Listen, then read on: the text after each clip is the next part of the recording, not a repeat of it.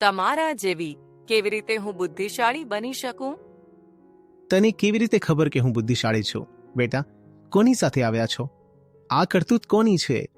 કોણે તમારા મગજમાં નાખ્યું કે હું બુદ્ધિશાળી છું? તમે બાળકોને ખુલ્લેઆમ ખોટું બોલો છો.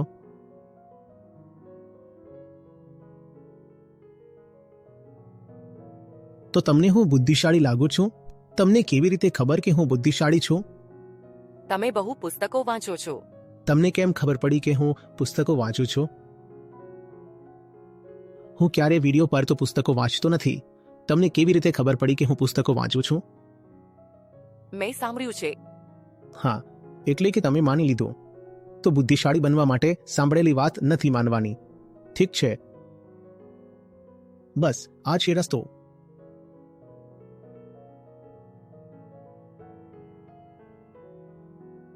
હું બુદ્ધિશાળી છું જ નહીં, અને આ વાતને પણ તું માની નહીં લેતી, કેમ કે આ વાત પણ કેવી થઈ ગઈ? સાંભળેલી વાત બરાબર છે. કોઈ પણ વસ્તુ વિશે કહે તો માની લેતા પહેલા 2-4 પ્રશ્નો પૂછો. સારું, કેવું, કેમ, કેવી રીતે? જલ્દીથી પ્રભાવિત નથી થઈ જવાનું, હે ને? અને તમારી પાસે માતા પિતા, શિક્ષકો છે. આ બધાએ તમને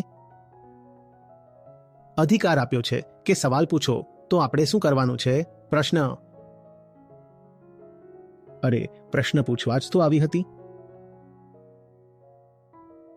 ખબર નહીં શું સંભળાવી દીધું. હવે તો ચોક્કસ બુદ્ધિશાળી નથી, માની લીધું. ઠીક છે, સારું કામ શું કર્યું કે તમે પૂછ્યું. પણ તમે પૂછવામાં એ પૂછ્યું કે બુદ્ધિશાળી કેવી રીતે છો તમે? તમારે પૂછવાનું હતું કે શું તમે બુદ્ધિશાળી છો? કેવી રીતે તમે બુદ્ધિશાળી છો એ તો પછીથી આવે. ખબર નહીં બુદ્ધિશાળી છે કે કેમ. પહેલા શું પૂછવું જોઈતું હતું? તમે બુદ્ધિશાળી છો પણ ખરા?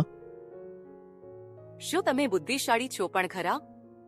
હા, તો આના પર આગળ વાત થશે જ્યારે તમે થોડા વધારે મોટા થઈ જશો. ઠીક છે?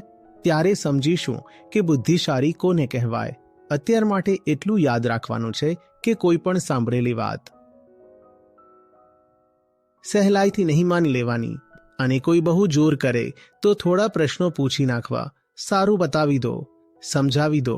માની લેવા માટે ના કહો, સમજાવો અને મને થોડીક છૂટ આપી દો કે હું કહું કે મને સમજમાં નથી આવી રહ્યું. જબરદસ્તી નહીં. ઠીક છે, ચાલો